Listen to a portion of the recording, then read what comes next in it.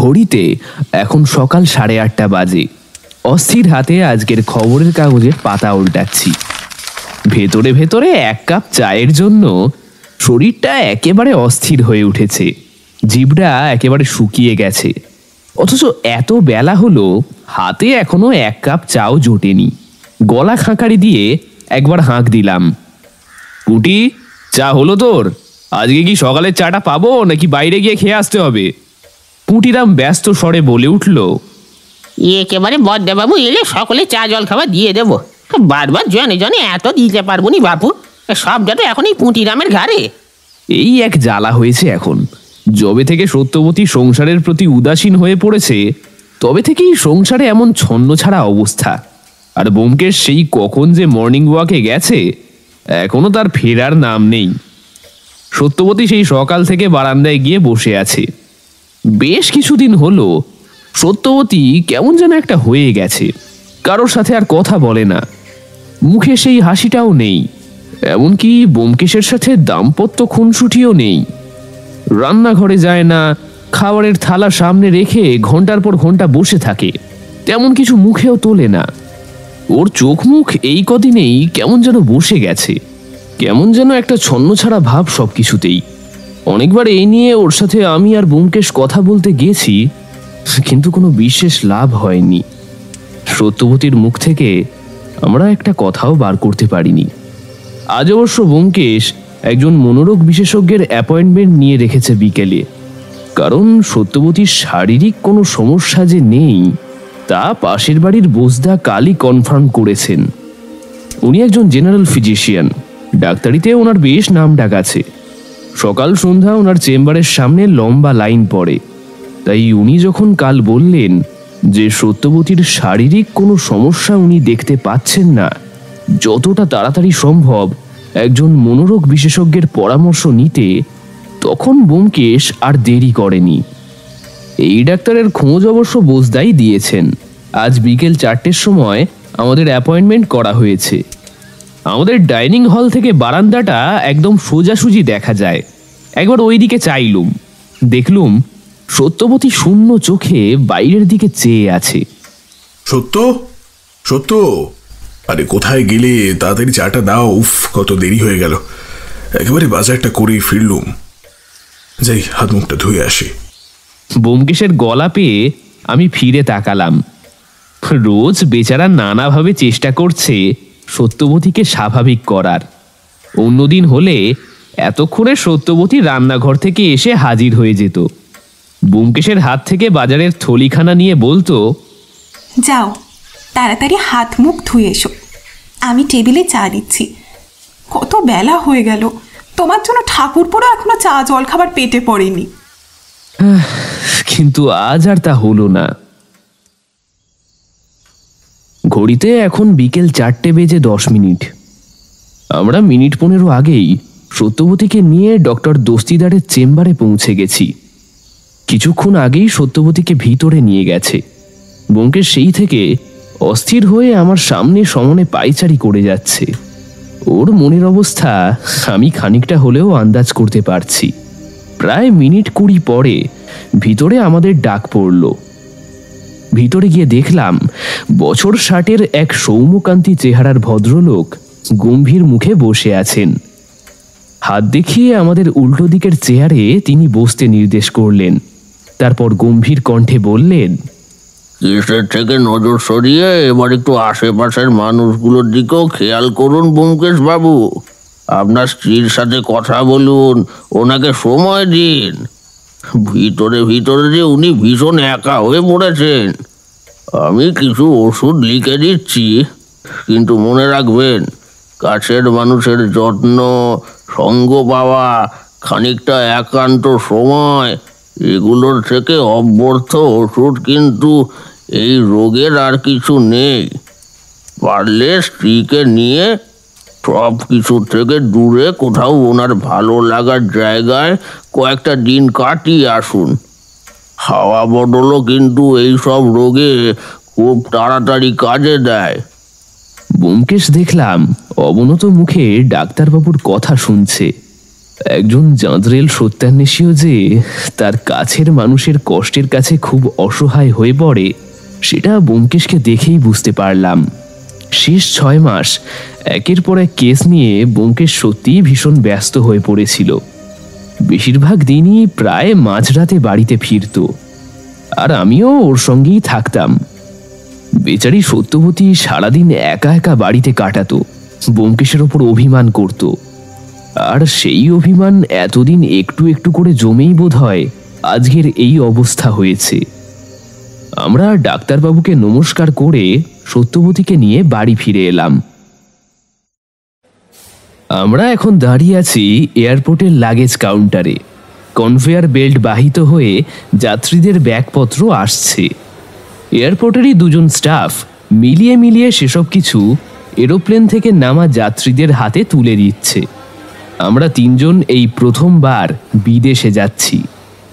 সেদিন ডাক্তারবাবু যখন হাওয়া বদল করে আসার কথা বললেন, ব্যোমকেশ সেদিন বাড়ি এসেই ঠিক করে নিয়েছিল এতদিন ধরে জমানো টাকার সবটুকু একত্র করে হলেও সব কিছু ছেড়ে, এই শহর ছেড়ে অনেক দূরে কিছুদিন সত্যবতীকে নিয়ে ঘুরে আসবে।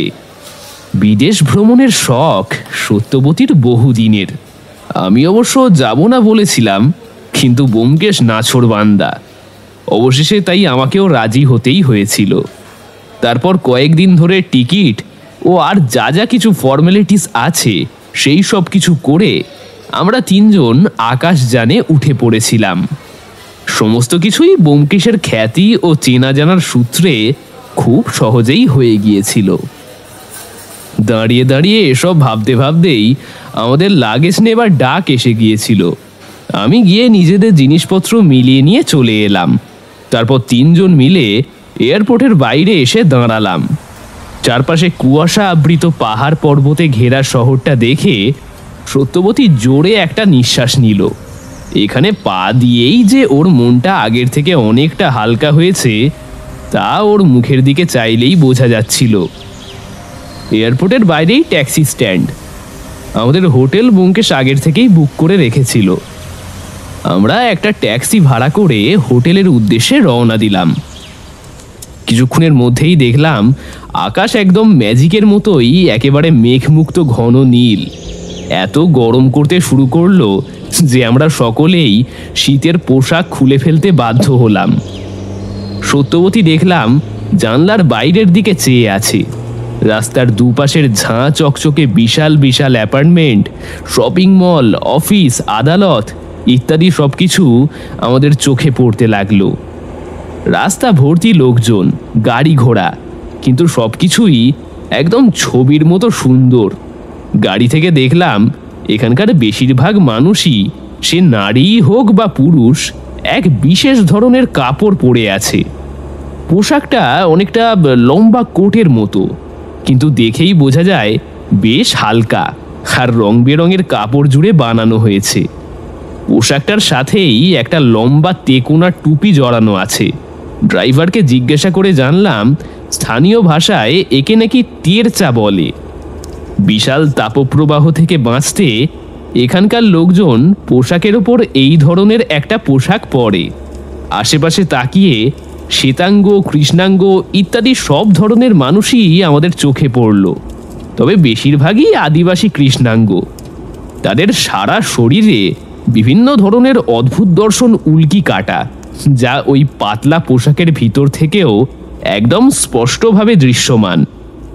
এসব নিয়েই আমি আর ব্যোমকেশ কথা বলছিলাম। মাঝে মধ্যে ড্রাইভারটির কাছ থেকে এখানকার দর্শনীয় সব জায়গা সম্পর্কে ব্যোমকেশ জেনেও নিচ্ছিল। ড্রাইভারটির বয়স এই আন্দাজ 40 কি 45 হবে। স্থানীয় আদিবাসী সম্প্রদায়েরই, নাম হলো হেনরি। কথাবার্তায় বেশ ভালো। বলল ওই আমাদের সবকিছু ঘুরিয়ে দেখাতে পারে। প্রায় বছর 20 ও নাকি এই লাইনেই রয়েছে। আমরা সানন্দে রাজি হলুম, কারণ এখন আবার গাইড খুঁজতে গেলে অন্য নানা রকম সমস্যা হতো। প্রায় 1.25 ঘন্টা বাদে শহরের কোলাহল থেকে বেশ খানিকটা দূরে আমরা আমাদের হোটেলের সামনে এসে পৌঁছলাম। পাহাড়ের কোলে বানানো বেশ সুন্দর আর ছিমছাম একটা হোটেল। গাড়ি থেকে নেমে আমি আর সত্যবতী চারপাশটা দেখছিলাম। ব্যোমকেশ হেনরির সাথে কালকে কোথায় কোথায় যাবে এবং কখন যাবে এসব বিষয়ে কথা সেরে নিচ্ছিল। আমরা যে হোটেলটার সামনে এসে দাঁড়িয়েছি সেটাকে ঠিক হোটেল বলা চলে না, একটা কাঠের 3 তলা বাড়ি, যার ছাউনিটা ছোট ছোট টালি আর টিন দিয়ে বানানো হয়েছে। বাড়িটার সামনে এক ফালি একটা বাগান মতো করা আছে, যেখানে রং বেরঙের পাহাড়ি ফুল ছোট ছোট টবে করে সাজিয়ে রাখা হয়েছে। ভিতরে ঢোকার দরজার ডান দিক আর বাঁ দিক বরাবর দুটো বাঁশের খুঁটির উপর একটা ফেস্টুন মতো টাঙানো আছে, আর তাতে লেখা আছে হোলি হেভেন গেস্ট হাউস। আমাদের গাড়িটা রাস্তারই একপাশে খানিকটা পাহাড়ি ঢালের জন্য হেলে দাঁড়িয়ে আছে। এরই মধ্যে সকালের সূর্যটা মেঘের আড়ালে হারিয়ে যাওয়ায় পুরো উপত্যকা জুড়ে একটা ছায়া নেমে এসেছে যেন। আমরা রিসেপশন হলে গিয়ে ঢুকলাম। একজন ভদ্রলোক দেখলাম মুখে একটা লম্বা চুরুট নিয়ে বসে আছেন আর মাঝে মধ্যেই ধোঁয়া ছাড়ছেন। দেখেই মনে হলো লোকটিও স্থানীয় কৃষ্ণাঙ্গ। আমাদের দুটো পাশাপাশি ঘর নেওয়া হলো। সমস্ত ফর্মালিটিস সম্পূর্ণ করে আমরা দোতলায় আমাদের রুমে পৌঁছলাম। হোটেলেরই একটা অল্প বয়সী ছেলে এসে আমাদের ব্যাগপত্র দিয়ে গেল আর বলে গেল হাত মুখ ধুয়ে বেলা 12টার মধ্যে এখানকার ডাইনিং হলে গিয়ে পৌঁছাতে হবে। 12টার মধ্যেই নাকি এখানে লাঞ্চ সার্ভ করে দেওয়া হয়। যেহেতু আমরা অনেকটাই লেটে এসে পৌঁছেছি, তাই এই মুহূর্তে আর অন্য কোনো খাবার দেওয়া সম্ভব নয়, একেবারে লাঞ্চ করতে হবে। দোতলার দুপাশে লম্বা টানা ঝুল বারান্দা আছে, আর তার পাশে সারি সারি ঘর, মাঝে একটা করিডর। প্রত্যেকটা ঘরে দুটো করে দরজা আছে, একটা বারান্দার আর একটা করিডরের দিকে। আমি আমার রুমে ঢুকে গেলাম। পাশের ঘর থেকে সত্যবতী আর ব্যোমকেশের মৃদু কথাবার্তার আওয়াজ ভেসে আসছে। মনে মনে ভারী খুশি হলাম। ডাক্তারবাবুর হাওয়া বদলের ওষুধ তাহলে ম্যাজিকের মতোই কাজ দিয়েছে। লাল রং করা কাঠের দরজার বাইরে বেরিয়ে আমি ঝুল বারান্দাটায় এসে দাঁড়ালাম। দেখলাম বারান্দার এক প্রান্তে একটা ঘোরানো সিঁড়ি আছে। সিঁড়িটা সোজা নেমে গিয়ে বাগানে গিয়ে মিশেছে। হোটেল থেকে বেশ কিছুটা দূরে মেইন রোড থেকে কিছুটা নিচে পাহাড়ের গায়ে ঝুলে রয়েছে একটা গ্রাম। ঝুম চাষের জন্য যেমন পাহাড়ের ধাপ কেটে জমি বানানো হয়, ঠিক তেমনই পাহাড়ের গায়ে ধাপ কেটে বানানো হয়েছে একটি ছবির মতো সুন্দর গ্রাম। অনেক নিচে গ্রামের ছোট ছোট বাড়িগুলো এখান থেকেই দেখা যাচ্ছে। বাড়ির দেওয়ালের বাহারি রঙগুলো দেখে মনে হচ্ছে পাহাড়ের গায়ে কে যেন নানা রঙের আবির আনমনে ছড়িয়ে দিয়ে গিয়েছে। আমি নির্বিশেষে সেই দিকেই তাকিয়েছিলাম। হঠাৎ ঘোর ভাঙল একটা চাপা খুক খুক কাশির আওয়াজে। দেখলাম বারান্দার শেষ প্রান্তে একজন ভদ্রলোক এক হাতে বাইনোকুলার ধরে আর অন্য হাত মুখে চেপে ধরে কাশি চাপার চেষ্টা করে চলেছেন। কাশির দমকে তার পিঠটা বারবার কেঁপে কেঁপে উঠছে। পোশাক আশাক আর চেহারা দেখে মনে হলো কোনো বাঙালি হয়তো হবেন, হয়তো আমাদেরই মতো হাওয়া বদলের অভিপ্রায়ে এখানে এসেছেন। দেখলুম আমাকে দেখতে পেয়েই সিঁড়ির পাশের ঘরটিতে ভদ্রলোক ব্যস্ত পায়ে ঢুকে গেলেন। এই এক পলকের চোখাচোখিতেই মনে হলো ভদ্রলোককে কোথায় যেন দেখেছি। মনে মনে ভাবলুম ব্যোমকেশকে বলে একদিন গিয়ে ভদ্রলোকের সাথে পরিচয় করে আসব, আর উনি যদি বাঙালি হন তাহলে তো সোনায় সোহাগা। এই বিদেশ বিভুঁইয়ে নিজের দেশের মানুষ দেখলে বড়ই আপন লাগে। হাত মুখ ধুয়ে ব্যোমকেশ, সত্যবতী আর আমি নিচের ডাইনিং হলে এসে পৌঁছলাম। দেখলাম 2-1 বিদেশি ট্যুরিস্ট তাদের লাঞ্চ সারছেন। আমরা গিয়ে জানলার পাশে একটা টেবিলে গিয়ে বসলাম। কিছুক্ষণের মধ্যেই একজন ওয়েটার এসে গরম গরম খাবার দিয়ে গেল। সত্যবতী বলল, ইস, এইসব কাঁচা শাক পাতা খেয়ে কি করে এখানে 15টা দিন কাটাবো কে জানে। এই ঠাকুরপো, জিজ্ঞাসা করো না এখানে বাঙালি খাবার পাওয়া যাবে কিনা, অনেক জায়গাতেই তো রাখে। আমি কিছু বলতে যাব তার আগেই ব্যোমকেশ বলে উঠল, অজিত, যাও যাও দেখো এখানে ডাল ভাত পাওয়া যায় কিনা। আরে তোমার বৌঠানকে বোঝাও যে চারপাশে পাহাড় আছে মানে এটা দার্জিলিং নয় যে চাইলেই এখানে বাঙালি খাবার দাবারও পাওয়া যাবে। সত্যবতী রাগ দেখিয়ে বলে উঠল, ঠাকুরপো, ওনাকে বারণ করো বলছি এরকম করতে। আমি কিন্তু খাবার ফেলেই উঠে যাব। কত করে বলেছিলাম দুটো মুড়ি অন্তত নিয়ে নি, তা না এখন ঘাস পাতা চিবো। কি দরকার ছিল বাপু একেবারে বিদেশে হাওয়া বদল করতে আসা? আর আমার সত্যর যে বহুদিনের শখ ছিল একবার আকাশপথে উড়ে দেশের বাইরে ঘুরে আসার, আমি কি আমার সত্যবতীর কোনো ইচ্ছা অপূর্ণ রাখতে পারি? ব্যাস এইটুকুতেই কাজ হলো। সত্যবতী লজ্জা লজ্জা মুখে একবার খালি বলল, ধ্যাৎ, বলে ওই আধসিদ্ধ খাবারগুলোকেই যেন অমৃত মনে করে খেতে লাগলো। আমি মনে মনে ব্যোমকেশকে বাহবা দিলুম। খাওয়া দাওয়া শেষ করে টেবিল থেকে উঠে সিঙ্কের দিকে এগোতে যাব এমন সময় দেখলাম বারান্দার বাইনোকুলার হাতের সেই ভদ্রলোকটি দাঁড়িয়ে আছেন। সঙ্গে অবশ্য আরও দুজন ভদ্রলোক আছেন, যাদেরকে নন বেঙ্গলি বলেই মনে হলো। ভদ্রলোক ব্যোমকেশের সামনে এসে দাঁড়িয়ে অবাক হয়ে বললেন, আরে সত্যান্বেষী ব্যোমকেশ বক্সী না? তা আপনি এখানে?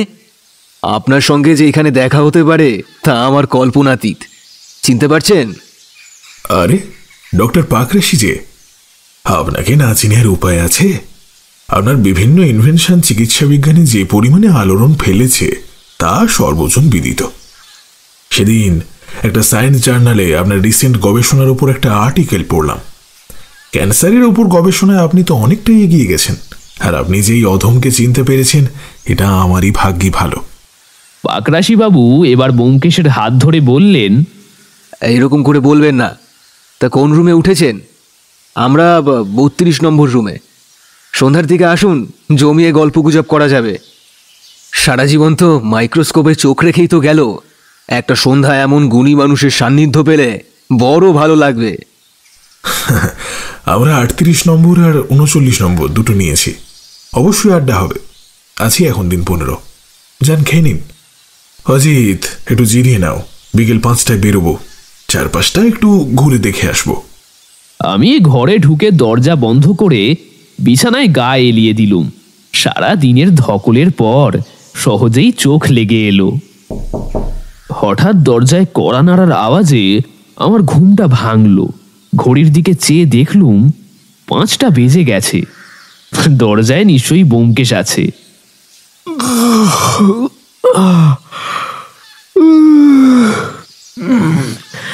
যাই বলে তাড়াতাড়ি দরজা খুললুম।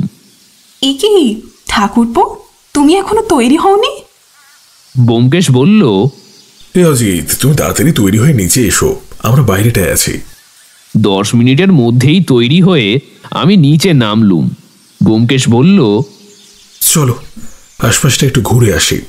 কালকে হেনরিকে বলা আছে ও সকাল সকালই চলে আসবে, তারপর ঘুরতে বেরিয়ে পড়বো। আমরা বেরোতে যাব এমন সময় মেইন গেটের মুখে সকালের সেই ভদ্রলোকের সাথে দেখা হলো। ডক্টর পাকরাশি, সঙ্গে ওনার আরো দুজন সঙ্গী। ডক্টর পাকরাশি ব্যোমকেশকে দেখে বললেন, কি ব্যোমকেশ বাবু, ঘুরতে বেরোচ্ছেন? হ্যাঁ, ওই আর কি, এই একটু আশপাশটা। তা আপনি? কিছু দূরে একটা জঙ্গল আছে, ওখানেই। Doctor Pakrashi, we are getting late, তাড়াতাড়ি আসুন। ডক্টর পাকরাশিকে থামিয়ে ঘ্যাস ঘ্যাসে গলায় ওনার সঙ্গে থাকা একজন দীর্ঘকায় ব্যক্তি বলে উঠল। লোকটাকে দেখলেই কেমন যেন একটা মনে হয়। ব্যোমকেশ বলল, এই পাকরাশি বাবু, এখন আসি। হ্যাঁ, ফিরে আপনি ঘরে থাকলে অবশ্যই কথা হবে। আমরা বেরিয়ে পড়লুম। প্রায় ঘন্টাখানেক এদিক ওদিক ঘুরে আমরা যখন হোটেলে ফিরলুম তখন রাত 8টা বাজে। পোশাক আশাক পাল্টে আমি আর ব্যোমকেশ বারান্দায় এসে দাঁড়ালুম। ব্যোমকেশ সিগারেটের প্যাকেটটা পকেট থেকে বার করে একটা সিগারেট আমায় দিলে, আর একটা নিজে ধরালে। তারপর দুটো লম্বা শুকটান দিয়ে বলল, এখানকার আবহাওয়া সত্যিই অনবদ্য, যাই বলো না কেন। আর সত্য তো এখনই অর্ধেক সেরে উঠেছে। দেখো, এখানে যেন আবার কোনো সত্য অনুসন্ধানে জড়িয়ে পড়ো না, তাহলে তোমার সত্য কিন্তু খেপে উঠবে। হ্যাঁ, চলো চলো, তোমার সাথে ডক্টর পাকরাশির আলাপটা করিয়ে আনি। ওই তো 32 নম্বরটা দেখাই যাচ্ছে, আলো জ্বলছে, তার মানে ভেতরেই আছেন নিশ্চয়ই। মহাগুণী মানুষ কিন্তু এই পাগরাশি বাবু, আলাপ করে ভালো লাগবে তোমার, চলো। আমরা দুজনে গিয়ে 32 নম্বর রুমের দরজায় টোকা মারলাম। ভেতর থেকে উত্তর এলো, দরজা খোলা আছে, প্লিজ গেট ইন। আমরা দরজা ঠেলে ভিতরে ঢুকলাম। ডক্টর পাগরাশি আমাদের দেখে উঠে দাঁড়ালেন, তারপর বললেন, আরে ব্যোমকেশবাবু, আসুন আসুন, বসুন। তা আপনার সঙ্গীটিকে তো ঠিক চিনলাম না। আগে ইনি অজিত, আমার খুব কাছের বন্ধু। ডক্টর পাগরাশি আমার সাথে করমর্দন করে বললেন, আলাপ হয়ে ভালো লাগলো। তা ব্যোমকেশবাবুর সঙ্গে একজন ভদ্রমহিলাকেও দেখেছিলাম, মিসেস নাকি? ব্যোমকেশ ঘাড় নেড়ে সম্মতি জানালো। ডক্টর পাগরাশি রুম সার্ভিসে ফোন করে 3টে কফি দিয়ে যেতে বললেন। কিছুক্ষণের মধ্যেই গরম গরম ধোঁয়া ওঠা কফি আমাদের রুমে হাজির হয়ে গেল। আমাদের গল্প একেবারে জমে উঠল। জানা গেল ভদ্রলোক এখানে গবেষণা সংক্রান্ত একটি সিক্রেট মিশনে দিন 7 আগে নাকি এসেছেন। সঙ্গে ওনার আরও 2 বিজ্ঞানী বন্ধু এসেছেন, ডক্টর অগাস্টিন এবং ডক্টর মার্গারেট। দুজনেই ভারতীয় খ্রিস্টান। ওনারা দুজনও এই হোটেলেরই 3 তলায় রয়েছেন। আরও নানা কথাবার্তার মধ্য দিয়ে রাত বাড়তে লাগলো। ঘন্টা 1.5 পরে আমরা ডক্টর পাগরাশির কাছ থেকে বিদায় নিয়ে উঠে পড়লাম। ডিনারের সময় হয়ে গিয়েছে। সত্যবতী বেরিয়ে এসে একটু শুয়েছিল, এতক্ষণে সেও ঘুম থেকে উঠে পড়েছে নিশ্চয়ই। পরের দিন সকাল 8টায় হেনরি গাড়ি নিয়ে হাজির হলো। আমরা রেডি হয়েই ছিলাম। ব্রেকফাস্ট সেরেই আমরা বেরিয়ে পড়লুম। মানতেই হবে হেনরি দারুণ গাইড। একদিনেই আমাদের অনেকগুলো জায়গা দেখিয়ে দিল। আমরা যখন ফিরলুম তখন সন্ধ্যা হব। হেনরি গাড়ি থেকে নেমে ব্যোমকেশের সাথে কথা বলছিল। হঠাৎ দেখলুম আগের দিনের ডক্টর পাগরাশির সেই বিজ্ঞানী বন্ধুদ্বয়। ওনাদের মধ্যে একজনকে দেখে হেনরি দেখলাম চমকে উঠল। তারপর আমাদের আগামীকাল তৈরি থাকতে বলে তড়িঘড়ি গাড়িতে উঠে বেরিয়ে গেল। ব্যাপারটা একটু অদ্ভুত লাগলেও আমরা খুব একটা আমল দিলাম না। এরপর 5 দিন আমরা প্রচুর ঘুরলাম। খাবার সমস্যাটুকু বাদ দিলে সত্যবতীর এখন খুশির অন্ত নেই। সারাদিন ঘুরছে, পছন্দের ছোটখাটো ঘর সাজানোর জিনিসপত্র কিনছে, কল কল করে কথা বলছে, ব্যোমকেশের সাথে খুনসুটি করছে। আগের বৌঠানকে ফিরে পেয়ে আমরাও ভীষণ খুশি। 6 নম্বর দিনে আমরা তাড়াতাড়ি ডিনার সেরে শুয়ে পড়েছিলাম। হঠাৎ একটা ঝনঝন করে কাঁচ ভাঙার শব্দে আমার ঘুমটা ভেঙে গেল। ঘড়িতে তখন রাত 1টা বাজে। দরজা খুলে বাইরে বেরিয়ে দেখলাম ব্যোমকেশও বেরিয়েছে। ব্যোমকেশ ওর চশমাটা পড়তে পড়তে বলল, আওয়াজটা কোথা থেকে এলো বলো তো অজিত? বারান্দার দিকের ঘোরানো সিঁড়ির কাছ থেকে মনে হলো। চলো দেখি। আমরা বারান্দার সিঁড়ির দিকে এগোতে যাব এমন সময় দেখলাম পড়িমড়ি করে ডক্টর পাগরাশি আমাদের দিকে ছুটে আসছেন। আমরা দৌড়ে গিয়ে ওনাকে ধরলাম। ব্যোমকেশ ওনাকে ধরে নিয়ে গিয়ে ওনার ঘরে বসালো। ওনার ঘরে গিয়ে দেখলাম বিছানার ঠিক মাথার দিকের জানলাটা যেটা বারান্দামুখী, সেটার কাঁচ টুকরো টুকরো হয়ে মেঝেতে পড়ে আছে। ব্যোমকেশ ডক্টর পাগরাশিকে 1 গ্লাস জল দিল। উনি এক নিঃশ্বাসে চুমুক দিয়ে সবটুকু জল শেষ করে বললেন, আমি তখন বিছানায় ঠেস দিয়ে একটা জার্নাল পড়ছিলাম। হঠাৎ করে একটা ঝনঝন শব্দ আর একটা কাগজে মোড়া ঢিল আমার গায়ে এসে লাগলো। আমি সেটাকে তুলে নিয়ে দেখলাম কাগজে লেখা লিভ অর ডাই। এইসব দেখে আমি ভীষণ ভয় পেয়ে কি করব যখন ঠিক করে উঠতে পারছিলাম না, তখন আপনাদের কথা মনে হলো। দরজা খুলে দৌড়ে আপনাদের কাছে যাচ্ছিলাম। তারপর দেখলাম আপনারাও আওয়াজ পেয়ে বেরিয়ে এদিকেই আসছেন। ব্যোমকেশবাবু, আমাকে কেউ মারতে চায়। সেই একই ঘটনার পুনরাবৃত্তি ঘটতে চলেছে ব্যোমকেশবাবু। আমাকে প্লিজ বাঁচান। একমাত্র আপনিই পারেন আমাকে বাঁচাতে। প্লিজ ব্যোমকেশবাবু। এই পর্যন্ত বলে উত্তেজনা আর ভয়ে ডক্টর পাগরাশি হাঁপাতে লাগলেন।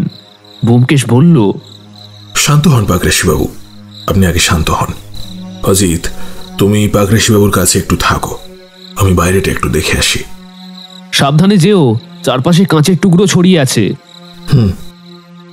বলে ব্যোমকেশ কাঁচের টুকরোগুলোকে ডিঙিয়ে সাবধানে পা ফেলে বারান্দায় চলে গেল। ঘরের ভিতরের ভাঙা জানলা থেকে দেখলাম ব্যোমকেশ পুরো বারান্দাটা একবার পর্যবেক্ষণ করে সিঁড়ি বেয়ে সোজা বাগানে নেমে গেল। তারপর কিছুক্ষণ পরেই আবার ফিরে এসে বলল, রুম সার্ভিসে বলে এসেছি, ওরা এসে এখনই সব পরিষ্কার করে নিয়ে যাচ্ছে। ম্যানেজার আজকে হোটেলে নেই, কালকে ওর সাথে কথা বলা যাবে। অজিত, আমার মনে হয় না যে আজকে রাত্রে আর কিছু হতে পারে। কিছুক্ষণের মধ্যেই রুম সার্ভিসের একটি ছেলে এসে ভাঙা কাঁচের টুকরোগুলো পরিষ্কার করে দিয়ে গেল। আমরা ডক্টর পাগরাশিকে আশ্বস্ত করে আমাদের নিজেদের ঘরে ফিরে এলাম। পরের দিন আর সকাল সকাল বেরোতে পারলাম না। আগের রাতের ব্যাপারটা একটু খতিয়ে দেখার জন্য ব্যোমকেশ হোটেল থেকেই ফোন করে কার এজেন্সিতে হেনরিকে খবর পাঠালো যেন সকাল 10টা নাগাদ আসে। সকাল 7টা নাগাদ আমরা ডাইনিং হলে ব্রেকফাস্ট করার জন্য নামলাম। দেখলাম ডক্টর পাগরাশি এবং তার 2 সতীর্থ আগের থেকেই টেবিলে বসে আছেন। এক রাতের মধ্যেই ডক্টর পাগরাশির চোখের তলায় কালি পড়ে গেছে। এই কদিনে যতবার ভদ্রলোকের সাথে দেখা হয়েছে ততবারই ওনার মুখে হাসি দেখেছি, কিন্তু আজ ভদ্রলোকের শুকিয়ে যাওয়া মুখটা দেখে আমার ভারী মায়া হলো। ব্যোমকেশকে দেখতে পেয়ে ভদ্রলোক মনে হয় একটু আশ্বস্ত হলেন। তিনি বললেন, আসুন ব্যোমকেশবাবু, অগাস্টিন গেছে ম্যানেজারকে ডাকতে। সত্যবতী আজকে ব্রেকফাস্ট করবে না বলেছিল, তাই আমি আর ব্যোমকেশই আজকে ব্রেকফাস্ট করতে নেমেছিলাম। আমরা দুজনে ডক্টর পাগরাশিদের টেবিলের উল্টো দিকে টেবিলটায় বসলাম। কিছুক্ষণ বাদেই দেখলাম সেই ঘ্যাস ঘ্যাসে গলার আওয়াজের ভদ্রলোক, কি যেন ডক্টর অগাস্টিন না কি যেন, উনি ম্যানেজার ভদ্রলোককে ধমকাতে চমকাতে নিয়ে আমাদের এদিকেই আসছেন। এই হলো লোকটার এক দোষ, ওর গলার স্বর শুনলেই কিরকম একটা সরীসৃপের মতো শীতল অনুভূতি হয়। ম্যানেজার বাবু এসে কালকের ঘটনার জন্য ডক্টর পাগরাশির কাছে ক্ষমা চাইলেন। তিনি বললেন, স্যার, এত নিরাপত্তা রক্ষী প্রত্যেকটা জায়গায়, তা সত্ত্বেও কী করে এমনটা হতে পারে আমি ঠিক ভাবতে পারছি না। নিরাপত্তার দিকটায় স্যার আমি আরও কড়া নজর দেব, আপনি চিন্তা করবেন না। আশা করি আর এরকম ঘটনা কোনোদিনও ঘটবে না। ব্যোমকেশ ম্যানেজারকে জিজ্ঞেস করলো, আচ্ছা, আগের রাতে 1টা নাগাদ মেন গেটে যে গার্ডে ছিল তাকে একটু ডেকে পাঠান। আগে রাত 1টা নাগাদ আমাদের গার্ডদের ডিউটি শিফট হয়। সন্ধ্যা 7টা থেকে যে প্রহরায় থাকে সে 1টা নাগাদ বাড়ি চলে যায়। সেকেন্ড শিফট যার থাকে সে 1টা 5 নাগাদ জয়েন করে যায়। আচ্ছা, তার মানে 1টা থেকে 1টা 5 পর্যন্ত মেন গেট অরক্ষিত ছিল। তার মানে এই ভাগেই কেউ। ঠিক আছে, ঠিক আছে, আপনি যান আর দেখবেন এরপর থেকে সেকেন্ড শিফটের গার্ড এলেই তবেই যেন ফার্স্ট শিফটের গার্ড বাড়ি যায়, তার আগে নয়। ঠিক আছে? ডক্টর পাগরাশি কিছু একটা বলতে যাচ্ছিলেন, কিন্তু তার আগেই আবার ডক্টর অগাস্টিন তাকে থামিয়ে দিয়ে বললে, পাগরাশি, ছেলে মানুষই করো না। এসব উড়ো চিঠিতে তুমি কবে থেকে ভয় পেতে শুরু করলে? প্লিজ স্টপ প্যানিকিং, এসব কিছু হবে না। চলো চলো, এখন চলো, আমাদের ল্যাবে যাওয়ার সময় হয়ে গেছে। বলে প্রায় টানতে টানতে ডক্টর পাগরাশিকে নিয়ে চলে গেলেন। ডক্টর মার্গারেটও ওনাদের অনুসরণ করলেন। ব্যোমকেশ চোয়াল শক্ত করে কিছুক্ষণ সেই দিকে তাকিয়ে থেকে বলল, চলো অজিত, গিয়ে তৈরি হয়নি, বেরোতে হবে। আমরা বেরিয়ে পড়লাম। সেদিন হেনরি আমাদের সমুদ্র দেখালো। এই জায়গাটা বড় অদ্ভুত।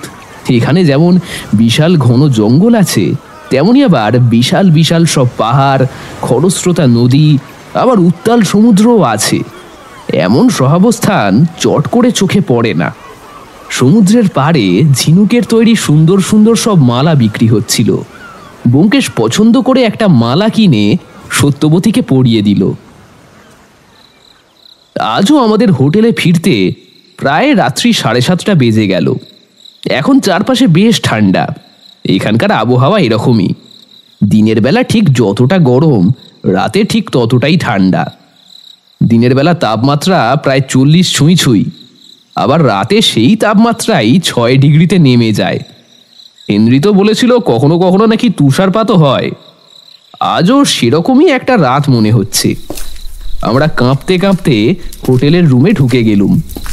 ঢোকার মুখে দেখলুম কয়েকজন ট্যুরিস্ট লনে আগুন জ্বালিয়ে তাদের শরীর গরম করছে। আমরা তাড়াতাড়ি ডিনার সেরে নিজের নিজের রুমে গিয়ে কম্বলের তলায় সেঁধলুম। সারাদিন ধরে ঘুরে বেরোনোর ক্লান্তিতে আমার খুব তাড়াতাড়ি চোখ লেগে এলো। আবার হঠাৎ মাঝরাতে কাঁচ ভাঙার শব্দে আমার ঘুমটা ভেঙে গেল। ঘড়িতে তখন দেখলাম ঠিক রাত 1টা বাজে। আমি উঠে দরজা খোলার আগেই দেখলাম একটা পায়ের আওয়াজ দুদ্দার শব্দ করে সিঁড়ি দিয়ে নিচে নেমে গেল। ঠিক তার পিছু পিছু আরেকটা পায়ের শব্দ দৌড়ে সিঁড়ি বেয়ে নিচে নেমে তারপর কোথায় যেন মিলিয়ে গেল। বারান্দার দিকের দরজা খুলতেই ইমেল হাওয়ায় আমার প্রায় দাঁত কপাটি লেগে যাওয়ার জোগাড় হলো। আমি ডক্টর পাকরাশির ঘরে গিয়ে দেখলাম সেই একই আগের রাতের দৃশ্য। কাঁচের টুকরোগুলো এদিক ওদিক ছড়িয়ে পড়ে আছে। একটা কাঁচের টুকরো এসে ডক্টর পাকরাশির হাতে গেঁথেছে। উনি দরজার পাশে দাঁড়িয়ে কাঁপছেন। কিছুক্ষণের মধ্যেই ব্যোমকেশ এলো। একটুর জন্য হাত ফসকে গেল, তবে চিন্তা নেই, পাখি খুব শিগগিরই ধরা পড়বে। একটা ক্লু পেয়েছি, কিন্তু তার আগে আপনাকে যে সবটুকু খুলে। হে কি ডক্টর, আপনার হাতটা তো অনেকটাই কেটে গেছে। এ বাবা, এখনই ফার্স্ট এড করতে হবে। এই অজিত, যাও সত্যকে বলো ফার্স্ট এড বক্সটা নিয়ে আসতে। সত্যবতী এসে ফার্স্ট এড করে দিয়ে তারপর নিজের ঘরে চলে গেল। ডক্টর পাকরাশি এরপর বলতে শুরু করলেন, আজ থেকে বছর 7 আগে ভারত থেকে একজন বিজ্ঞানী এই দেশে আসেন এক সিক্রেট মিশন নিয়ে। ওনার নাম ছিল ডক্টর রাসেল। ওনার পিতামহ ছিলেন একজন বিখ্যাত প্রত্নতত্ত্ববিদ। তিনি ভারতেই এক ঐতিহাসিক স্থানে খনন কার্য চালাতে গিয়ে একটা চামড়ার বটুয়া আবিষ্কার করেন, যেটার মধ্যে তিনি 2টো কাগজের মতো টুকরো উদ্ধার করেন, যার মধ্যে একটা নকশা ছিল আর একটা অজানা ভাষায় 1 লাইন কিছু লেখা ছিল, যেটা তিনি সেই সময় সরকারের হাতে তুলে দেননি। তবে অনেক চেষ্টা করেও তিনি সেই লিপির পাঠোদ্ধার করতে পারেননি। পরবর্তীকালে তার পুত্র, যিনিও একজন বিখ্যাত বিজ্ঞানী ছিলেন, তিনি সেই লিপির পাঠোদ্ধার করতে পেরেছিলেন। নকশাটা ছিল এই দেশেরই কোনো এক গুপ্ত গুহার, আর অন্য একটি কাগজে লেখা ছিল কোনো এক মারণ ব্যাধি নিরাময়ক ওষুধ বানানোর ফর্মুলা। উনি অনুমান করেছিলেন ওই নকশা ধরে এগোলেই খোঁজ পাওয়া যাবে এমন কোনো জিনিসের যা কোনো মারণ ব্যাধির অব্যর্থ ঔষধি বানাতে কাজে লাগে। তবে তিনি এই মহৌষধির অভিযানে যেতে পারেননি। তার আগেই তার মৃত্যু হয়। পিতামহ ও পিতার অপূর্ণ কাজের দায়িত্ব নিজের কাঁধে তুলে নেন ডক্টর রাসেল। তিনি এদেশে আসেন এবং এই হোটেলে এই রুমে থেকেই তার অভিযান চালাতে শুরু করেন। জানা যায় এখানকার বিভিন্ন জায়গায় খোঁজ চালিয়ে স্থানীয় আদিবাসীদের জিজ্ঞাসাবাদ করে তিনি পৌঁছে যান সেই গুহায়। সেই গুহার পাশেই বইতে থাকা এক খরস্রোতা নদী। প্রতি বছর আগস্ট থেকে সেপ্টেম্বরের মধ্যবর্তী সময় সেই নদী পরিণত হয় রক্ত নদীতে। সেই রক্ত নদীর পাশেই আছে এক গুহা। সেই খরস্রোতা রক্ত নদীর স্রোত বারবার সেই গুহায় আছড়ে পড়ায় গুহার পাথরের ক্ষয় হতে থাকে। আর ওই সময়ে ওই গুহার গায়ে জেগে ওঠে এক উদ্ভিদ। সেই উদ্ভিদের ফুল ব্যবহার করেই উদ্ধার হওয়া লিপির ফর্মুলা অনুযায়ী বানানো যায় মারণ ব্যাধির ঔষধি। ডক্টর রাসেল সফল হয়েছিলেন সেই ঔষধি বানানোয়। ওই ফুলের নাম দিয়েছিলেন রেড ব্লাড ফ্লাওয়ার। তিনি একটি ডকুমেন্টারি বানাচ্ছিলেন, কিন্তু এই সব হদিশ ও সেই ফর্মুলা ভারত সরকারের হাতে তুলে দেওয়ার আগেই রহস্যজনকভাবে এই হোটেল রুমেই তার মৃত্যু হয়। পোস্টমর্টেমেও ওনার মৃত্যুর কোনো ভ্যালিড রিজন কিন্তু পাওয়া যায়নি। আর তার মৃত্যুর সাথেই হারিয়ে যায় সেই রেড ব্লাড ফ্লাওয়ারের রহস্য। তবে তার সেই ডকুমেন্টারিটি উদ্ধার হয়েছিল, যার থেকে এত তথ্য জানা যায়। কিন্তু হাজার হাজার বছরেও বিনষ্ট না হওয়া সেই লিপি দুটির খোঁজ পাওয়া যায়নি। ওনার মৃত্যুকেও ওনার সতীর্থরা স্বাভাবিক মৃত্যু বলে মানতে নারাজ। এতটা বলে একটু থামেন ডক্টর পাকরাশি। তারপর একটু দম নিয়ে তিনি আবার বলতে শুরু করেন, কিন্তু আশ্চর্যের ব্যাপার কি জানেন তো ব্যোমকেশবাবু? বছর 3 আগে একজন বিজ্ঞানী আসেন এখানে ডক্টর রাসেলের আবিষ্কৃত সেই রেড ব্লাড ফ্লাওয়ারের খোঁজে। সরকার এই রুম সিল করে দিয়েছিলেন, কিন্তু সরকারি পারমিশন নিয়ে এই রুমেই থাকা শুরু করেন তিনি। কিন্তু রহস্যজনকভাবে তিনিও এই রুমে মারা যান। কিন্তু আমি এইবারে এই অভিযানে কোনো রকম সরকারি সহায়তা পাইনি। এই রুম রীতিমতো সরকারিভাবে বন্ধ করে দেওয়া হয় সেই দ্বিতীয় মৃত্যুর পর। সরকার দুটো মৃত্যুর কারণ উদ্ধার করতে না পারলেও নিছক কাকতালীয় বলে উড়িয়ে দেয়নি। সরকারের সন্দেহ হয় যে কোনো ব্যক্তি বা দল হয়তো সেই ফর্মুলার লোভে হত্যা করছে বিজ্ঞানীদের, কিন্তু প্রমাণের অভাবে এই নিয়ে বেশি দিন তদন্ত করা যায়নি। আমাকে ম্যানেজারকে ঘুষ দিয়ে এই রুমে থাকার ব্যবস্থা করতে হয়েছে। আমার দুই সঙ্গীও আমার এই গোপন অভিযানের কথা জানে না। তারা জানে না আমরা একটা অন্য মিশনে। আমি যে সেই গুহার খোঁজ পেয়েছি মিস্টার বক্সি, তবে কি এবার আমার বলি হঠাৎ মেঝেতে ডক্টর পাকরাশি ঢলে পড়েন। ঘটনার আকস্মিকতায় আমি আর ব্যোমকেশ একেবারে হতভম্ব হয়ে যাই। মুহূর্তের বিহ্বলতা কাটিয়ে ব্যোমকেশ ডক্টর পাকরাশির নাড়ি চেক করতে যায়। ব্যোমকেশ, ডক্টর পাকরাশির কি হলো? ডাক্তারকে খবর দেব? আমি জিজ্ঞেস করি ব্যোমকেশকে। ব্যোমকেশ খলিত কণ্ঠে বলে, পুলিশকেও খবর দিতে হবে অজিত, কারণ উনি আর বেঁচে নেই। পরের দিনটা আমাদের ভীষণ ব্যস্ততার সঙ্গে কাটে। এখানকার পুলিশ এসে বডিটাকে পোস্টমর্টেমে নিয়ে যায়। তবে একইভাবে পোস্টমর্টেমে ডক্টর পাকরাশির মৃত্যুটাকেও স্বাভাবিক মৃত্যু বলা হয়। রুটিন মাফিক এনকোয়ারি হয়। তবে ব্যোমকেশ এই মৃত্যুকে স্বাভাবিক মৃত্যু বলে মানতে নারাজ। আমরা ডক্টর পাকরাশির মৃত্যুর পূর্বে ওনার মুখ থেকে যা কিছু শুনেছি তাতে অন্তত এই মৃত্যুটাকে স্বাভাবিক মৃত্যু বলে উড়িয়ে দেওয়ার কোনো প্রশ্নই ওঠে না। ব্যোমকেশ আমাদের দেশের পুলিশ ও গোয়েন্দা দফতরের সাথে যোগাযোগ করেছে। এখন ভারত সরকার এই কেসটাকে নিজের দায়িত্বে নিয়েছেন, আর তার জন্য তারা দেশ থেকে দুজন পুলিশ অফিসারকে পাঠাচ্ছেন যারা ব্যোমকেশের খুবই পরিচিত। ডক্টর পাকরাশির দুই সতীর্থকেও পুলিশের অনুমতি ছাড়া দেশের বাইরে যেতে নিষেধ করা হয়েছে। ব্যোমকেশের তৎপরতায় এত কিছু হওয়ায় ওনারা ব্যোমকেশের ওপর বেজায় চটে রয়েছেন, তা ওনাদের আচরণ দেখলেই স্পষ্ট বোঝা যাচ্ছে।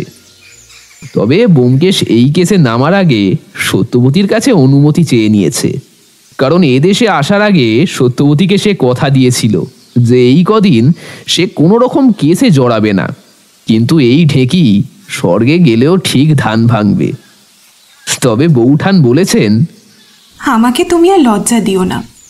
একজন মানুষের জন্য কাজ করতে গিয়ে মারা গেলেন, তার মৃত্যু রহস্য উদ্ঘাটন করা তো সত্যান্বেষী হিসাবে তোমার কর্তব্য। এ ব্যোমকেশের যোগ্য সহধর্মিনীর মতোই কথা বটে। তাই ব্যোমকেশ পুরো দমে ডক্টর পাকরাশির মৃত্যু রহস্য খুঁজে বের করতে লেগে পড়েছে। তার দৃঢ় ধারণা ওই 32 নম্বর রুমের 3টে মৃত্যুই কোনো একটা সূত্রে গাঁথা আছে। পরের দিনই দুজন অফিসার এদেশে এসে পৌঁছেছেন। একজন অফিসার হলেন ঋষিকেশ ব্যানার্জি, অপরজন সৌরিশ রায়। দুজনেই ব্যোমকেশের সুপরিচিত। অফিসার ব্যানার্জি এসে বললেন, কি ব্যোমকেশ বাবু, তদন্ত কদ্দূর? আপনি থাকতে আমরা এখানে বাহুল্য মাত্র। কি বলেন অজিত বাবু? হ্যাঁ? ব্যোমকেশ হেসে বলে, আরে না, তদন্ত করবেন তো আপনারাই। তবে আমার জানা কিছু কথা আমি আপনাদের জানিয়ে যেতে চাই, হয়তো তদন্তে আপনাদের কিছু সাহায্য হতে পারে। ডক্টর পাকরাশির মৃত্যুর আগের দিন থেকে উনি ঠিক রাত 1টায় একটা থ্রেট লেটার পাচ্ছিলেন, যাতে লেখা ছিল লিভ অর ডাই। আমি নিশ্চিত এই লেটার যে ছুঁড়েছিল সে এই হোটেলেই আছে এখনো। প্রথমেই তাকে খুঁজে বার করা দরকার। সে কিভাবে জানলো পাকরাশিবাবু মারা যেতে চলেছেন, আর সেই কি মৃত্যুর জন্য দায়ী? আর যদি সেই আততায়ী হয় তবে জানতে হবে যে সে কেন হত্যা করলো ডক্টর পাকরাশিকে, আর কিভাবেই বা হত্যা করলো। আপনি এক কাজ করুন, আপনি এই হোটেলের সমস্ত লোকজনকে ইনক্লুডিং বোর্ডার, স্টাফ, সকলকে ডাইনিং হলে ডেকে পাঠান। আমি সকলকে জিজ্ঞাসাবাদ করতে চাই। ব্যোমকেশের কথা মতো সকলকে ডাইনিং হলে ডেকে পাঠানো হলো। ডাইনিং এর পাশের এক রুমে এক এক করে সকলের জিজ্ঞাসাবাদও ব্যোমকেশ ও অফিসার ব্যানার্জি শুরু করলেন। প্রায় ঘন্টা 3 বাদে জিজ্ঞাসাবাদ শেষ হলে সকলে যে যার কাজে চলে যাওয়ার পর ব্যোমকেশ বলল, আপনারা যান, আমি একটু বাইরে থেকে ঘুরে আসি। আর অজিত, হেনরিকে বলা আছে তুমি আর বৌঠান গিয়ে আজকে ঘুরে এসো। আমি এক প্রকার নিমরাজি হয়ে চলে এলাম, কারণ কিছুদিন আগে পর্যন্ত বৌঠানের যা মনের অবস্থা ছিল তাতে এইসব খুন তদন্ত এসবের মধ্যে থাকলে ওর শরীর খারাপ হতে পারে। আমি রেডি হয়ে বেরোতে যাব, এমন সময় দেখি ব্যোমকেশ হন্তদন্ত হয়ে ঢুকছে, হাতে একটা পলিথিন ব্যাগ। কি ব্যাপার জিজ্ঞেস করাতে ব্যোমকেশ বলল, যা ভেবেছিলাম তাই অজিত, পাখি প্রমাণ লোপাট করার চেষ্টা করেছিল, সেই প্রমাণ এখন আমার হাতে। তবে এই বেলাটা অপেক্ষা করি, বুঝলে, দেখি সে হটকারিতা করে আর কোনো ভুল করে কিনা। সেদিন বেরিয়ে আসার পর ব্যোমকেশের কথা মতো ব্যোমকেশ, আমি আর 2 অফিসার সোজা গিয়ে ঢুকি স্টাফ কোয়ার্টারে। এই হোটেলের স্টাফ কোয়ার্টারটা একটা বড় হল রুমের মতো। এখানেই হোটেলের 6 জন স্টাফ থাকে। ব্যোমকেশ ভিতরে গিয়ে তাদের মধ্যে একজন স্টাফকে দেখিয়ে বলল, অফিসার ব্যানার্জি, অ্যারেস্ট করুন একে। এই ডক্টর পাকরেশিকে থ্রেট লেটার ছুড়তেন। লোকটা ভয় পালাতে যায়, কিন্তু অফিসাররা লোকটাকে সঙ্গে সঙ্গে ধরে ফেলে। এরপর লোকটাকে অ্যারেস্ট করে জিজ্ঞাসাবাদের জন্য নিয়ে যাওয়া হয়। ব্যোমকেশ লোকটাকে প্রশ্ন করে, বলুন, ডক্টর পাকরাশিকে কিভাবে মারলেন? লোকটা প্রায় কেঁদে ফেলে বলল, বিশ্বাস করুন স্যার, আমি এবারে ওনাকে মারতে চাইনি, আমি তো ওনাকে বাঁচাতেই চেয়েছিলাম। আর তাই তো 2 দিন ওনাকে চিঠি দিয়ে আমি এখান থেকে চলে যেতে সাবধান করেছিলাম। কিন্তু আপনি কি করে জানলেন যে ওনার উপর হামলা হতে পারে? কারণ আগের 2 বার। বলুন, আগের 2 বার কি? বিশ্বাস করুন স্যার, আমি যা করার সব না জেনে করেছি, আর তার শাস্তিও আমার সর্বশক্তিমান দিয়েছেন। আমার বউ মেয়েকে আমি সেই পাপেই হারিয়েছি, আর আজও সেই কারণেই আমার এক পায়ে কোনো বল নেই। এসব খবর আমার জানা আছে, যেটা জানা নেই সেটা বলুন। বছর 7 আগে যখন প্রথম এখানে এক বিজ্ঞানী আসেন, তখন এক রাতে মুখ ঢেকে একজন লোক আসেন আমার কাছে। একটা কাগজে মুড়ে একটা পাউডার দিয়ে বলেন, ওই পাউডারটা ওই বিজ্ঞানী বাবুর খাবারে মিশিয়ে দিতে হবে। তার বদলে উনি আমাকে অনেক টাকা দেন। আমি গরিব মানুষ, টাকার লোভে আমিও তখনও বুঝিনি। আর তার পরের বারও লোভে পড়ে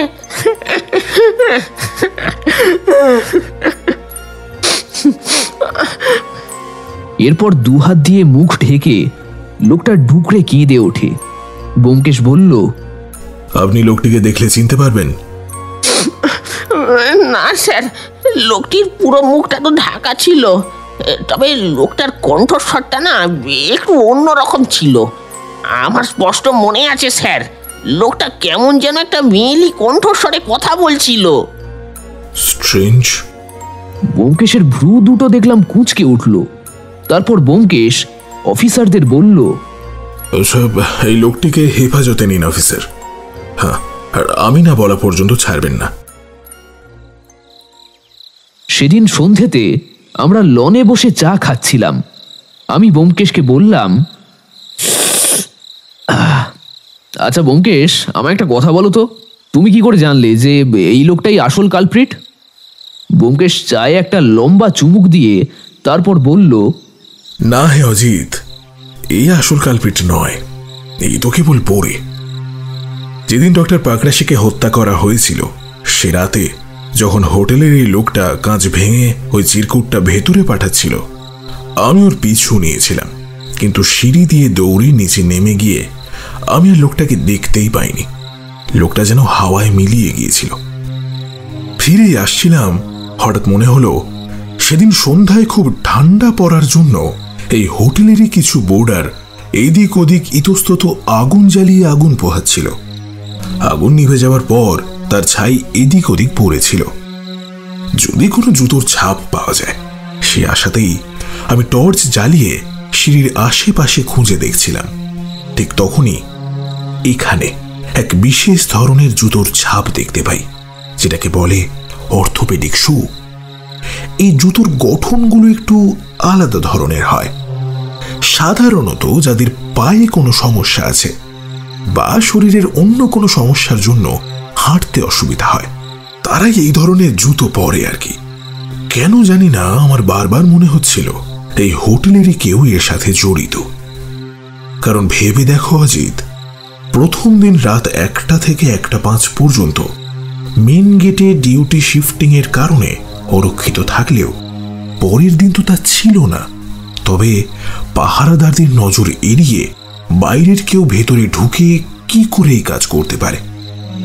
আমি তাই সেদিন সকলকে জিজ্ঞাসাবাদের জন্য ডেকে পাঠিয়েছিলাম, কিন্তু আশ্চর্যজনকভাবে কারো হাঁটাচলার মধ্যেই কোনো অস্বাভাবিকতা দেখতে পাইনি। কিন্তু হোটেলের স্টাফদের বয়ান অনুযায়ী আমি জানতে পেরেছিলাম এই হোটেলের নিয়ম অনুসারে প্রত্যেক স্টাফ পালা করে বাজার করে, শুধুমাত্র ওই লোকটি বাদে। কারণ লোকটি নাকি বেশি হাঁটাচলা করতেই পারেন না, বেশি হাঁটলে তার সমস্যা হয়। আর এতগুলো বোর্ডারের পছন্দ অনুযায়ী নানান ধরনের খাবারের জন্য বাজার করতে হলে তো বেশ ভালো মতোই ঘোরাঘুরি করতে হয়ে থাকে, তাই সে চায় না বাজার করতে। ঠিক তখনই ব্যাপারটা আমার কাছে স্পষ্ট হয়ে যায়। আমি বুঝতে পারি যে আমি যে সন্দেহ করছি সেটা লোকটা বুঝে গেছে, তাই যতটা সম্ভব স্বাভাবিকভাবেই হাঁটাচলা করছে, অন্তত আমার সামনে। অর্থোপেডিক শুটাও আর সে পরেনি। আমি লুকিয়ে ওই স্টাফের জিনিসপত্র তল্লাশি করি, কিন্তু কিছুই পাই না। পরে নজর যায় ওই হল রুমেরই জানলার দিকে। জানলা দিয়ে নিচে তাকিয়ে দেখি জানলার নিচের ঝোপঝাড়ের এক অংশ একটু নুয়ে পড়েছে। সাধারণত ভারী কিছু ওপর থেকে পড়লেই এরকম ভাবে গাছপালা নুয়ে পড়ে আর কি। নিচে গিয়ে দেখি আমার সন্দেহই ঠিক, একজোড়া অর্থোপেডিক শু ওখানেই পড়ে আছে, যার সোলে ছাইয়ের ট্রেসও পাওয়া গেছে। যাই হোক ব্যানার্জি, আপনাকে এখনই আমার একটা কাজ করে দিতে হবে। এই হোটেলে 7 বছর আগে যে কদিন ওই বিজ্ঞানী ডক্টর রাসেল ছিলেন, সেই কদিনে এই হোটেলের ল্যান্ড ফোনের কল রেকর্ডটা আমাকে একটু বের করে এনে দিতে হবে। সে হয়ে যাবে ব্যোমকেশ বাবু, আমায় খালি আজকের রাতটা সময় দিন। ব্যানার্জি বাবু বলেন। পরের দিন সকালবেলা সৌরিশবাবু এসে কল রেকর্ডটা ব্যোমকেশের হাতে দেয়। ব্যোমকেশ মনোযোগ সহকারে সেটাকে দেখতে থাকে। তারপর খানিক বাদেই আপন মনে বলতে থাকে, স্ট্রেঞ্জ, বাঙালি বিজ্ঞানী। ডেটটা একটু আসছে। বলে ব্যোমকেশ সোজা রিসেপশনের দিকে এগিয়ে যায়। আমিও ব্যোমকেশের পিছু নিই। দেখি ও গিয়ে টেলিফোন কানে নিয়ে কার যেন একটা নম্বর ডায়াল করছে। হ্যালো, হ্যাঁ, হেনরিকে একটু পাঠিয়ে দেবেন। Hotel holy heaven. কিছুক্ষণ বাদে হেনরি এলে ব্যোমকেশ একাই ওর গাড়িতে করে কোথায় যেন বেরিয়ে যায়। সেদিন ব্যোমকেশ যখন ফেরে তখন প্রায় সন্ধ্যা হয়ে গিয়েছে। সারাদিনের ধকলে ওর চেহারা তখন একেবারে বিধ্বস্ত। এসেই দুজন অফিসারকে ডেকে বলে, অফিসার, এখনই ডক্টর অগাস্টিন আর ডক্টর মার্গারেটের এখানকার পার্সোনাল ল্যাবে আমাদেরকে যেতে হবে। অনেক প্রশ্নের উত্তর এখনো মিলছে না, তবে দেখবেন এ কথা যেন কাকপক্ষিতেও টের না পায়। রাত তখন প্রায় 9:30 বাজে। আমরা চারজনে ডক্টর অগাস্টিন আর ডক্টর মার্গারেটের ল্যাবের উদ্দেশ্যে বেরিয়ে পড়লাম। ওখানে গিয়ে ব্যোমকেশ বেশ কিছুক্ষণ তল্লাশি করার পর একটা এভিডেন্স ব্যাগে কিছু হোয়াইট পাউডারের মতো রিএজেন্ট ভরে নিয়ে তারপর হোটেলে ফিরে আসে। হোটেলে এসে এই এভিডেন্স ব্যাগটাকে ব্যোমকেশ ফরেন্সিক টেস্টে পাঠায়। পরের দিন রিপোর্ট পাওয়ার পর ব্যোমকেশ রিপোর্টটা হাতে নিয়ে বলে ওঠে, স্ট্রেঞ্জ, সিম ডিসকভারি। অথচ এটা নিয়ে তো 7 বছর আগেই গবেষণা বন্ধ হয়ে গিয়েছিল। এর ফর্মুলা তো একমাত্র, এটা কি করে সম্ভব? এটা কি করে সম্ভব? হ্যাঁ, কিছু ভেবে পাচ্ছি না, কি করে সম্ভব এটা। এসব বিড়বিড় করতে করতে ব্যোমকেশ অস্থিরভাবে খালি পায়চারি করতে থাকে।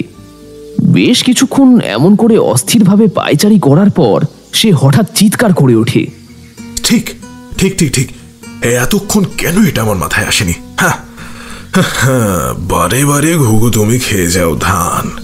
এইবারে দেখাচ্ছি মজা। চলো অজিত, অফিসারদের সাথে কথা বলে একবার 3 তলা থেকে ঘুরে আসি। লাগলে তুক, না লাগলে তাক, কি বলো? হ্যাঁ। ব্যোমকেশের এই অদ্ভুতভাবে কথা বলার অর্থ আমি ভালোই বুঝি। ও যখন খুনি পর্যন্ত প্রায় পৌঁছে যায়, ঠিক তখনই ও এরকম ভাবে কথা বলে। তাহলে কি ব্যোমকেশ? না, উত্তেজনায় এবার আমার পেটটা গুড়গুড় করে উঠল। কিন্তু আমি জানি এখন ব্যোমকেশকে জিজ্ঞাসা করলে কোনো কথার উত্তরই ও এখন দেবে না। যতক্ষণ না ও নিজে থেকে মুখ খোলে ততক্ষণ ধৈর্য ধরা ছাড়া আর কোনো উপায় নেই। পরের দিন ভোর 4টে, চারিদিক একেবারে কুয়াশাচ্ছন্ন। 1 হাত দূরে পর্যন্ত কাউকে দেখা যাচ্ছে না। আমরা 4 জন জঙ্গলের মধ্যে দিয়ে এক ছায়ামূর্তির পিছু নিয়েছি। এখানকার জঙ্গলের ঘনত্ব খুব বেশি, সমান তালে ঝোপঝাড় রয়েছে। পায়ের নিচের জমি কোথাও কোথাও সমতল, আবার কোথাও বা খাড়াই হয়েছে। অনুসরণ করতে করতে পথে কোথাও কোথাও ছোট ছোট নদী খাত পড়তে লাগলো, আবার কোথাও বা পচা ডোবা। পচা জলকাদার গন্ধে আমাদের গা গুলিয়ে উঠছিল। কিন্তু আমাদের সামনের ব্যক্তি বেশ অভিজ্ঞের মতো এগিয়ে চলতে লাগলো। প্রায় ঘন্টা 1.5 এগোনোর পর একটা বিরাট লম্বা অথচ ন্যাড়া গাছের সামনে গিয়ে ছায়ামূর্তি থামলো। আমরা একটা নিরাপদ দূরত্বে গাছের আড়ালে লোকালাম। দেখলাম লোকটা একবার এদিক ওদিক দেখে নিয়ে গাছটাকে বাঁ হাতে ফেলে তারপর এগোতে লাগলো। কিছু দূর যাবার পর আমরা সকলেই কুলকুল করে একটা শব্দ পেতে লাগলাম। বুঝলাম আশেপাশেই কোথাও কোনো বেগবতী নদী বয়ে চলেছে। কিছুক্ষণ বাদেই ডক্টর পাকরাশির বলা সেই রক্ত নদীর দেখা মিলল। জলটার রং অদ্ভুত রকমের লাল রক্তের মতো। দেখলাম লোকটা নদীটার ধার বরাবর এগিয়ে যেতে লাগলো। কিছু দূর এগোতেই একটা গুহা চোখে পড়ল। খরস্রোতা নদীর জলস্রোত বারংবার আছড়ে পড়ায় গুহার একপাশ ক্ষয়ে গিয়ে প্রায় ভেঙে পড়েছে। কুলকুল শব্দে ভেতরে জল ঢুকছে। লোকটা একটা মশাল জ্বালিয়ে অতি সাবধানে পা ফেলে সেটার ভিতরে ঢুকলো। গুহার ভেতরটা ভীষণ পিছল। আমরাও সাবধানে এগোতে থাকলাম। কিছু দূর যাবার পর দেখি একটা বুনো ফুলের সুবাসে চারপাশ যেন ভরে উঠেছে। সেই ছায়ামূর্তি দ্রুত হাতে এক জায়গার পাথর সরিয়ে একটা চামড়ার বটুয়া বের করে আনলো। তারপর একটা ক্রূর হাসি হেসে সে মেয়েলি গলায় বলে উঠল, এরপর পৃথিবীর শ্রেষ্ঠ বিজ্ঞানী হয়ে ওঠা থেকে কেউ আমাকে আটকাতে পারবে না। এই সেই রেড ব্লাড ফ্লাওয়ার, এই সেই ঐতিহাসিক ফর্মুলা। 7-7টা বছর ধরে এই দিনটার জন্য আমি শুধু অপেক্ষা করেছি। এই জন্যই বলে যার শেষ ভালো তার সব ভালো। কিন্তু আপনার ক্ষেত্রে তো শেষটুকু ভালো হলো না মিস্টার অগাস্টিন, ওরফে 7 বছর আগে মৃত mister Jackson. Mister Augustine, you are under arrest. আমরা আজকে সকালের ফ্লাইটে কলকাতা ফিরেছি। সন্ধ্যাবেলা বৌঠান 3 কাপ চা আর ফুলকপির পকোড়া নিয়ে এসে টেবিলে রেখে বলল, এবার ব্যাপারখানা আমাদের খুলে বলো দেখি, আর ধৈর্য রাখা যাচ্ছে না। আমিও বৌঠানকে সমর্থন করলাম। ব্যোমকেশ চায়ের কাপে একটা লম্বা চুমুক দিয়ে বলল, হোটেলের ওই স্টাফকে কি করে ধরলাম তা তো তোমরা শুনেছই। তারপর থেকেই বলি, আমি খানিকটা ওয়াইল্ড গেস করি ডক্টর রাসেল যখন ওই হোটেলে ছিলেন তখনকার টেলিফোনের কল রেকর্ডটা জোগাড় করতে বলি। ওই কল রেকর্ডেই আমি দেখি এক ভারতীয় বিজ্ঞানী ডক্টর জ্যাকসনের নাম। এই বিজ্ঞানীর সাথে ডক্টর রাসেলের প্রত্যেক দিন কথা হতো। এই বিজ্ঞানীর ব্যাপারে জানতে আমি এই শহরের সবচেয়ে প্রাচীন লাইব্রেরিতে যাই। ওখানে গিয়ে একটা খবরের কাগজের পাতায় একটা খবরে আমার চোখ আটকে যায়। সে পাতায় লেখা ছিল ডক্টর জ্যাকসন 7 বছর আগে দুর্ঘটনায় মারা যায়। আমি এরপর ওনার সম্পর্কে আরো তথ্য জোগাড় করার জন্য খোঁজাখুঁজি করতে থাকি। দেখি একটা জার্নালে ওনার এক আবিষ্কার সম্পর্কে বেরিয়েছিল। উনি এমন একটা ড্রাগ আবিষ্কার করেন যেটার অল্প পরিমাণ ডোজ হাইপোক্যালেমিয়া প্রিভেন্ট করে। আবার সেই ড্রাগই শরীরে অতিরিক্ত মাত্রায় গেলে কার্ডিয়াক অ্যারেস্ট বা কিডনি ফেলিয়ার হয়ে মানুষ মারা পর্যন্ত যেতে পারে। এদিকে দেখো, ওই ড্রাগ শরীরে গিয়েই রিয়াকশন করে দুটো শরীরেই এসেনশিয়াল মিনারেল কনভার্ট হয়ে ব্লাডের সাথে মিশে যায়। ফলে পোস্টমর্টমেও ওই ড্রাগের কোনো ট্রেস পাওয়া যায় না। ড্রাগটির ভৌত ধর্ম হলো এর কোনো গন্ধ নেই এবং এটাকে ওই সাদা মোটা দানার নুনের মতো দেখতে। কিন্তু উনি ওই ড্রাগের ফর্মুলা কোথাও লিপিবদ্ধ করে যাননি, যার ফলে ওনার মৃত্যুর সাথে সাথেই ওই ড্রাগ নিয়ে রিসার্চও বন্ধ হয়ে যায়। কিন্তু আমার কেন জানি না মনে হয় কোথাও গিয়ে এই ড্রাগ দিয়েই ওই 3টে খুন করা হয়নি তো। কারণ হোটেলের স্টাফটি বলেছিল একজন অজ্ঞাত ব্যক্তি তাকে একটা পাউডারের মতো জিনিস দিয়েছিল খাবারে মেশানোর জন্য।